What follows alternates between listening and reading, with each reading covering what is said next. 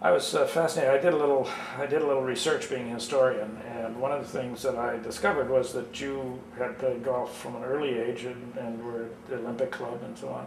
There was a story about you playing at age 12 with Ty Cobb. Is that right? Yeah, my dad joined out there maybe when I was about 9 years old, and I went out. I think it was 1938. I went out and watched Ty Cobb play with Babe Ruth. They played a practice round, just a friendly round at the Olympic Club, and my uncle at that time was a member, so I went out and watched him. And then after I joined, I ended up playing Ty Cobb in the finals of the first flight of the club championship.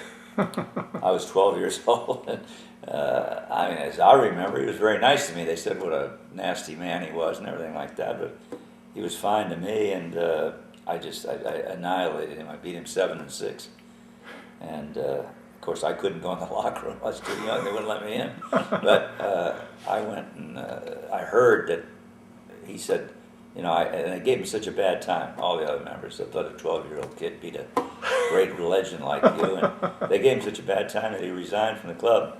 Really? And didn't play as a member there anymore. He came back a couple of times to play in member guests and everything, but he went down to Menlo and finished out playing down there. Could he play at all? Oh, he was a good player. Yeah, he was. I'd say he was probably a, 8-9 handicap, something like that. Uh-huh.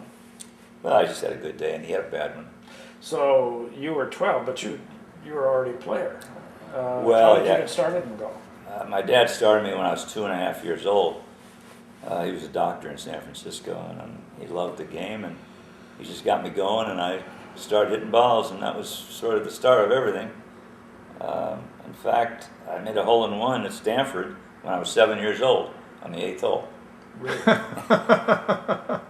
Did you have lessons from, or did you just kind of self-teach and Just watch? my dad. My dad worked, he was a pretty good player, not a great player, but a good player. And he just let me go. I didn't have the classic swing or anything like that. I always played with a 10-finger grip, because my hands at that time, I was so small that my hands were very small too, and they still aren't very big. So I played that way all my life, and I got a lot of people trying to change me, but nobody did. So let's move forward to Stanford and your recollections of golf at Stanford. What stands out for you there? Well, of course, I went there when I was quite young. At that time, I didn't graduate from high school. I went to Stanford after my third year of high school, and I wanted to get in school before the war, and I did. So I went there, as I said, when I was 16, and there wasn't any intercollegiate athletics at that time. So I started in the fall of '43, and we didn't do anything until '46. So, on the intercollegiate level, but I played a lot of golf, and I tried to play all the games. My dad was great to me.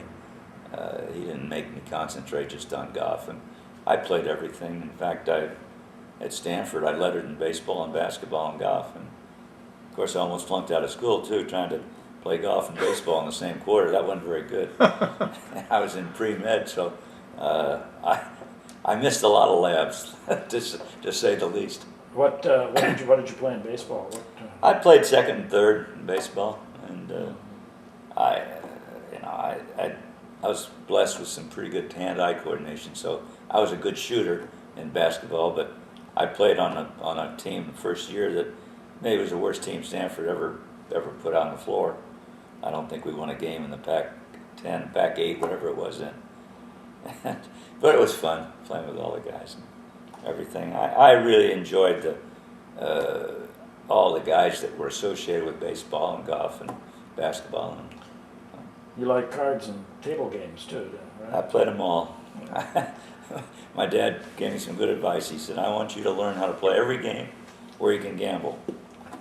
And I did at a very young age, and it put me in good stead when I went to college and really the rest of my life. You flipped cards. Yeah, I flipped cards. I learned it from shooting baseball cards up against the wall.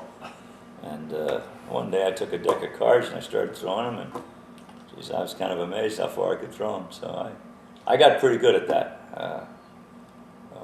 We had a lot of fun with it. Yeah.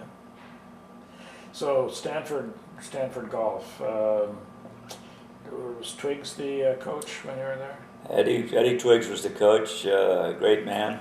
I think he was wonderful to the guys. It wasn't that he tried to teach anybody to change their game or anything, but he just handled everything.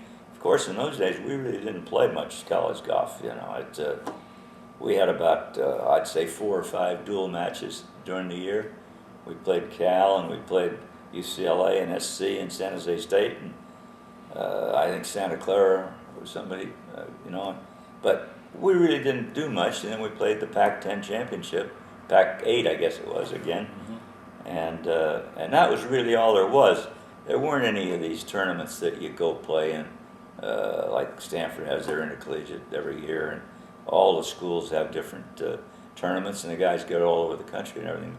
We never went anywhere. We were just travel was more whatever we could go by car. We would go and play there. And of course, I played in a lot of the amateur tournaments around the Bay Area at that time. But we did go back and we won the Pac-8 championship by a huge amount. We had a really good team, and we won by, I don't know, 40 shots or something like that. And Al Masters was the athletic director, and he told us at the start of the year, he said, if you win the Pac-8, we'll send you to the intercollegiates, which were at Princeton. And it's the first time I'd ever been on an airplane. But it was sort of a strange story that, of course, I disliked Al Masters the rest of my life, but he reneged on the deal to send us back there. And we had to get our own money to go back. A great friend of the schools was the guy behind getting the money, Ralph McElhiey, who owned Phelps Trickell downtown. And he and a bunch of the other guys around town, they got us the money, and we all went back, and we won the intercollegiates that year. And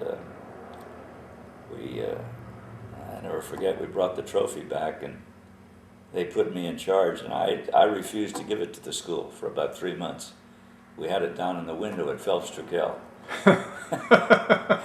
And that was it. It left a bitter taste in your mouth. Others have referred to that same event in much the same way. Yeah. Exactly, telling exactly the same story. Well, who amongst the players that you played with at Stanford who were on your team and those you played against stand out for you that you remember vividly? There was one fellow that played at our team, Tom Lambie, who was the best striker of the golf ball that I'd ever seen. I think he could really play. He was never a great putter, and it kind of held him back. But he was a very good player. He went far in a lot of big amateur tournaments around the country. And Bob Cardinal, who was a legend around San Francisco, a really good player. He was on that team. Jack Schuler, Bob Rosecrans from Illinois, Ernie Kellberg. We had some guys that really weren't great players, but they were all real good players. And it was fun playing with all those guys. There are a couple of them, I still see Lambie. I talk to Kellberg once in a while, but I think the rest of them might be gone. The captain of our team was Frank McCann, who was a little older than we were, and Frank passed away. But we had a really good bunch of guys. And of course, it was as I said, it was a different story when we played there. Number one, we didn't have any real place to hit golf balls. The driving range now was not there. And we used to practice down the 18th fairway. Had a little green up there, and you could hit 8 irons or something like that. And that was about the only area at Stanford where you could do anything. So I don't think it bothered our game because we played more than we practiced. But it was sort of a different atmosphere in those days. But it was fun, though. It was great. Stanford was wonderful for me, and